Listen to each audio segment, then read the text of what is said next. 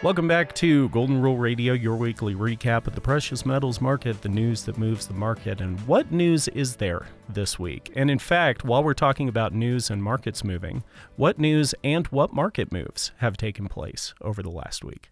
Well, is the paint dry yet? Not yet. Because we've been watching it It's only for a little June. while. Yeah. Sell in May. Remember, go away in June. That's for stocks. Okay. They definitely sold away in May. Indeed. And a little bit of bounce there. Actually, a little bit of bounce in just about everything, but not enough to get super excited about. So I think, since this is a precious metals podcast, we should do something we always forget to do and start with gold. Yeah, well, gold popped up a little bit higher than when we recorded last week and then came right back down. It's just been sitting here around 1850, and I think the paint is going to dry soon, and it's going to make a big move one direction or another. My bet is it's going up because of the last year and a half. We've had 6 or 7 higher lows. It's built a solid floor. The dollar's been strong while gold's been holding, and I think we're headed higher. Sure, and you talk about the long-term higher lows. We're also seeing short-term higher lows in the gold price and a short-term higher high. That's right. The high we put in June has now exceeded, not by much, by a few dollars, but it did exceed the previous high back at the end of May, and we have had 3 consecutive higher lows since that bottom we put in back in May at around 1780. So gold is building a pretty recognizable base. If it were me, because I like to just speculate on what the painting's going to look like when it's all said and done, I actually would like to see gold take one more pretty steep dive down. I don't know if it'll happen, but maybe go down and retest some of the May lows, probably just above it, pull the bowstring back before they let the arrow fly as we get into August, September, October, which tend to be turnaround months for gold, and then December and January are regularly pretty strong moves up for gold, with the expectation of holding interest rates steady in June, which we'll know for sure in a couple weeks. It doesn't surprise me to see things sort of trailing off here, but trending in the direction that we expect up in the price of gold.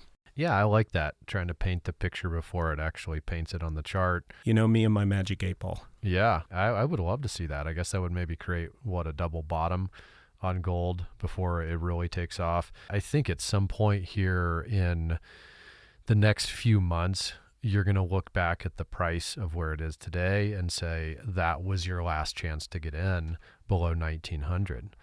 That's how I feel. I think we're going to see higher prices in the next 6 months. So sitting here at 1850, if we see that little double bottom, that would be a beautiful paint job on the gold chart.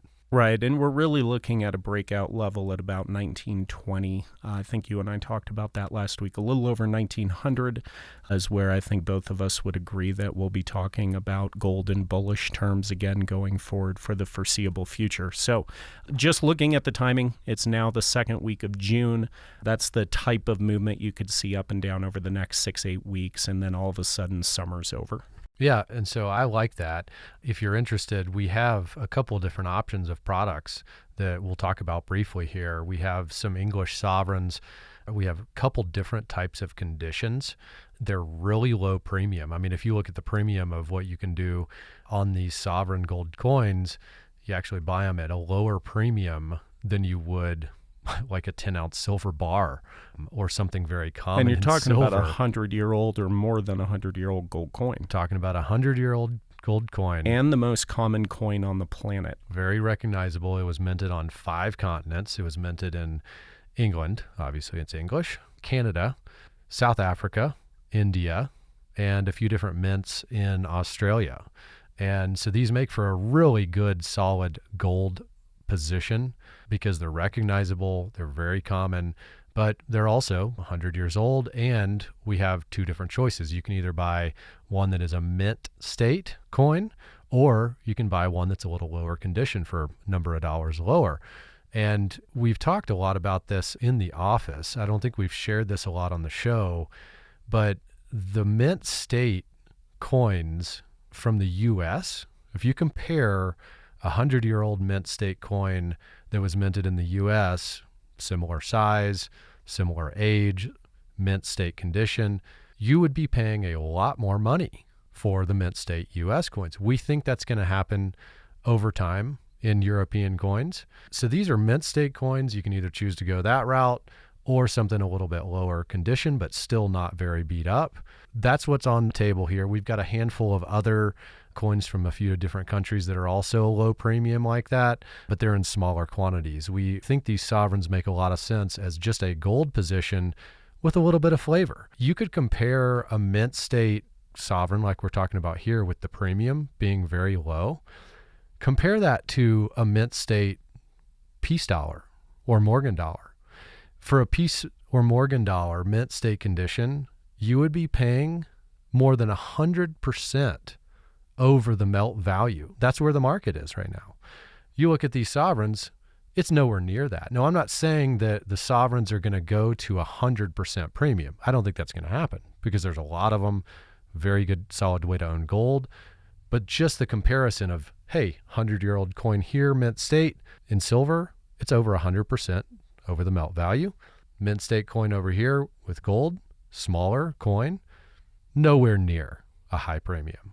Yeah, so for a lot of our clients who are listeners, you probably already own British sovereigns. It's been a very popular coin for a long time. It fits a lot of categories that people are looking for. And it's small. Quarter-ounce coins are a little bit under a quarter of an ounce, so easy to walk into a pawn shop with if you need to get cash out of it today. It's inexpensive. Like you said, you're looking at about the same cost as modern quarter-ounce gold American Eagles, but you're talking about a 100-year-old coin here. I think the ones that are not mint state are even below. They're cheaper than gold Eagles. Right. So if you've been looking for a reason or the right product to add to your gold position without paying, say, exorbitant premiums into silver American Eagles that have been scaring a lot of people off, as they should be. Or if you're looking at starting out a precious metals position and you just don't know where to begin, it's all about buying with a purpose. You don't just buy the thing you see on TV. You buy something that has a purpose and fits a position in your portfolio. And if you're looking at holding gold, I don't think you can go wrong with a product like that, buying it at a low premium where they are, because it's going to move with the gold price. So gold goes up, sovereigns are going up. You also have the potential for a little bit higher premiums with them. If you compare what's gone on in the premiums with bullion silver, just bars, rounds, basic silver, we've already been in an elevated premium market for 2+ years now with silver products. I think that's going to happen with gold as well. And so you're actually able to buy a very quality older product for less money. Right. Either the silver spot price catches up with gold or the gold premium catches up with silver. Yeah. So in a week where there really isn't a lot of chart news to discuss in the precious metals market, I don't think it's a bad idea to kind of look at some of these products. And maybe we'll be doing that a little bit more often going forward. You want to know what you're getting into and have a little bit deeper understanding of the type of things available out there in the precious metals market. So maybe we can do that from time to time, Robert, kind of highlight a different product that we think our clients and us as a company prefer. If they are still available. If they're still available, I get it. Yeah, you can't remake more 100-year-old coins. Jumping to silver, we're sitting here watching the paint dry. Yeah, here's a picture of the silver chart next. But it actually is fairly subtle that after we recorded last week, silver did close at a higher high than it had been since early May. So you do have a higher close for about a month long, which might be kind of boring to see it sitting here bouncing north and south of $22, but you did have a slightly higher high close. You are correct. I know. And looking at the other white metals, you're definitely seeing it in platinum as well. Platinum at a pretty significant higher high, actually moving past a couple of the previous highs as it was on the way down. So I think subtle is the word. Clearly, the long-term trend is up, and things are going to inch that direction when, quote-unquote, nothing is technically happening. So pay attention to the metals. Look for good opportunities to get in, like, say, some small 100-year-old British sovereign coins at the cost of brand-new, boring gold American Eagles.